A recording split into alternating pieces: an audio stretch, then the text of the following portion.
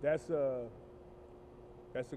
good question, and it's something that stats don't tell the story. It's something an intangible that's a difference maker.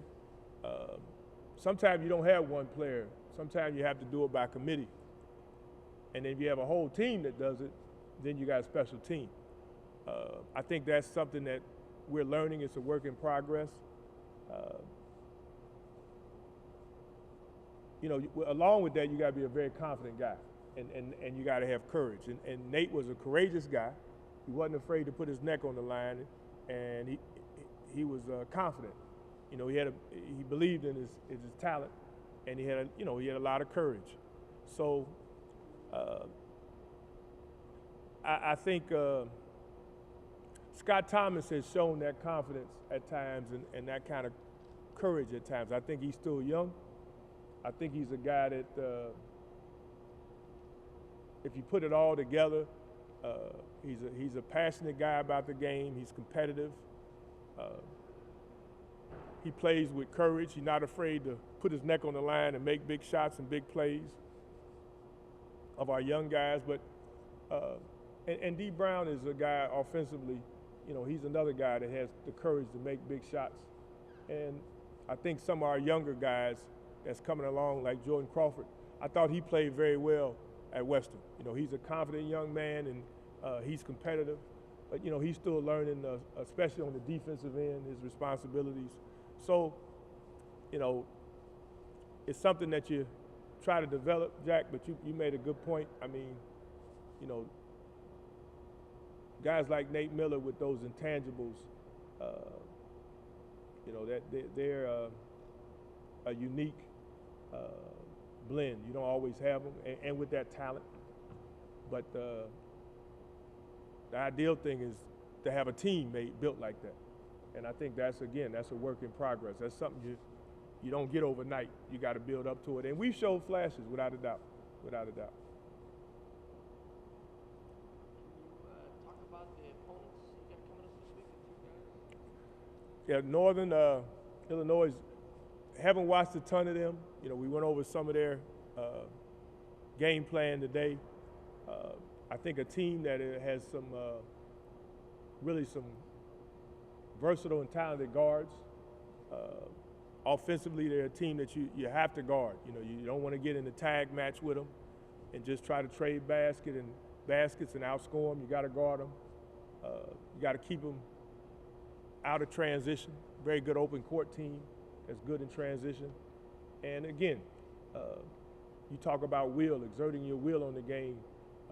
All these MAC games have a lot to do with your will to win, how determined you are in your effort. More than any league I've ever been around, this league, toughness and will and just being very, very, very, very competitive. You can lack in other areas, but you can make up a lot just in those areas, And any team you play, if you have the advantage in that toughness and the will and the competitive nature, that's going to give you an advantage on the court. So, you know, I think more than any other thing, more than any other stat, every game we play comes down to that. How about in terms of where your team stands right now in the race? You know what? We take it one game at a time, and it may sound like a cliche, but the next game is the biggest game of the year. I know the season's a marathon, and I know we talk about opportunities, and every game that goes by is an opportunity that's gone, and you want to take advantage of every opportunity. But our mindset hasn't changed. We want to compete for a MAC championship. That will always be our mindset until the day the season's over with. But we got to be the best we can every day. Today's practice, tomorrow's practice, God willing, and Wednesday's game. So we take it one day at a time, one game at a time, and we realize that we just got to win today, and that's been the mindset all year, and that won't change. So that's how we do it. Of the losses in conference, you feel like all of those games were winnable? I mean, going in, you definitely, and the reality of it is, there's a fine line. There's a few plays. There's some intangible ingredients that are the difference in the game. I mean, you know, you can't change what's happened in the past, but you can look back and, you know, Buffalo, Ball State, Western were games that went down to the wire, and we had every opportunity to win the game. And you take a game like Eastern or Ohio University, the wins that we have, you know, every game, you know, could have went either way. So there's a fine line between winning and losing, and that's a part of maturity too.